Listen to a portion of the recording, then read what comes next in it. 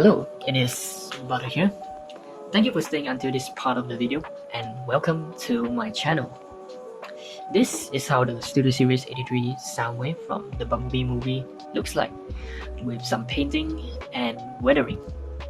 So I have been using the box art and the CG model from the movie as reference to achieve this weathered look. As you can see, all over their body parts there were scratches, oil stains, some kind of stain I guess, which look very dirty as they have participated in several battles against the Autobots. To achieve this weathered look, first thing what I do is just paint some missing colors on the figure. The missing colors such as the back of the arm here, vents, some bits here inside, the calves, the gap here, and the mechanical detail on the foot. They are painted with this darker metallic color, and the red lining here all over it. Originally it was just the front that is painted with red. At the back of it was just completely white, so I have to paint it all over the wrist, some silver bits here. So for the darker metallic color, I use this Tamiya lacquer paint LP19 gunmetal. For the red lining, what I use is this Tamiya enamel X7 red. And lastly, for the silver bits, they were painted with this enamel paint as well, the X11 chrome silver. So before you do the painting, make sure you stir those paints well. You don't want the clumps stuck on the bottom of the bottle. And for mixing the paint, stirring the paint, whatever you want to call, what I use is this Vortex Stir Turbo, which I'm not sponsored by the way, and I found them very useful on mixing those paint, especially those metallic color, as you don't want those clumps stuck on the bottom of the bottle, because those clumps mostly consist of the sparkling dust, which is apparent on every metallic color. If all of the clumps were stuck under the bottle, you will lose the sparkling effect on your paint. And by the way, this figure, it was installed with some of the upgrade kit or the gap filler kit, whatever you want to call it. So at the foot here, originally it was all just hollow gap, so I've installed it with the gap filler, the upgrade kit gap filler. For this part, lower leg, originally there were two big screw holes like this one, and I've covered it with the filler. And yeah, the thigh area, originally also big hollow gap. And at the back here, a new back skirt was added to the back of the figure. Originally it was just empty, and this back skirt also is accurate to the CG model. And lastly, this spine area, it was an upgrade kit as well.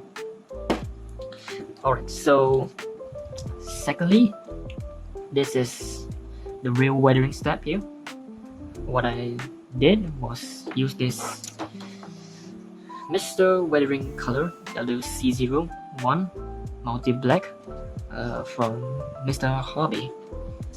So you're gonna apply this liquid all over this figure, and this liquid serves as the stains, the suits,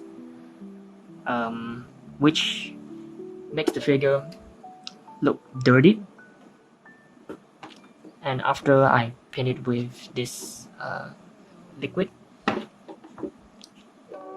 I use this solvent to clean up the excess, but you don't want to wipe off the liquid completely from the parts, because you want that stain look on all over the body. And yeah, here's some advice to all of you.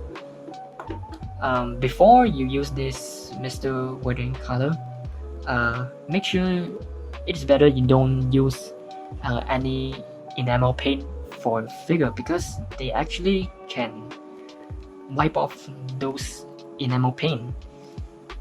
Yeah, this apparently happens to me when I apply this liquid, and I had some enamel paint which will wipe off from this weathering liquid. And yeah, the solvent can wipe it off even more. It is better to use lacquer paint when you guys plan to use this Mr. Weathering color.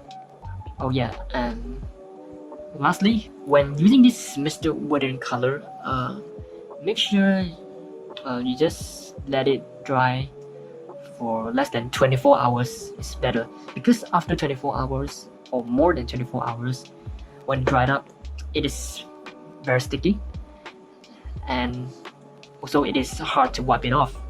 Even with the use of the solvent, it became very hard to wipe off. So what I recommend you guys is, after you have applied this Mr. Weathering color, make sure just to let it dry for like only 6 hours, or even less is better, because it is more easier to wipe off. So this is some advice for you guys. So for the third step is those scratches all over the figure. So the scratches, I use this dark iron and chrome silver. So the scratches is not just one singular color, there's two colors, two layers actually. So the first layer I use this dark iron. You're gonna do dry brushing on this figure. So what is dry brushing? Dry brushing is basically you take some paint and then you smear it on top of the paper towel or tissue. You're gonna brush it until there were very little paint, and then after that you start to brush it all over the figure, especially the edges. The edges, you gotta brush these edges. Then right after that, I use this chrome silver for the second layer to make it pop. So if you guys take a look on some creators' work, some other creators or some other YouTubers' work, like the weathering scratches, all of them mostly just use one color for the scratches. So why use two? If you guys got pay attention, like on the cars with some scratches, or painted metal surface that has scratches, especially deep scratches, you can see that the discoloration from the scratches actually was not just a single color. There were layers when they were scratched. And yeah, this is how I done this weathering effect on this figure.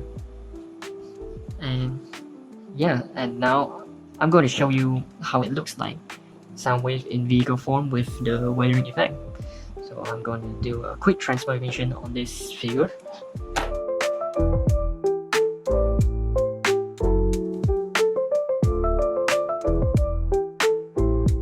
Oh yeah, and by the way, this part right here originally has a tab to tap in this slot, but I've removed it because I actually found out it was kind of useless. when you have to connect this tab right here on this phone.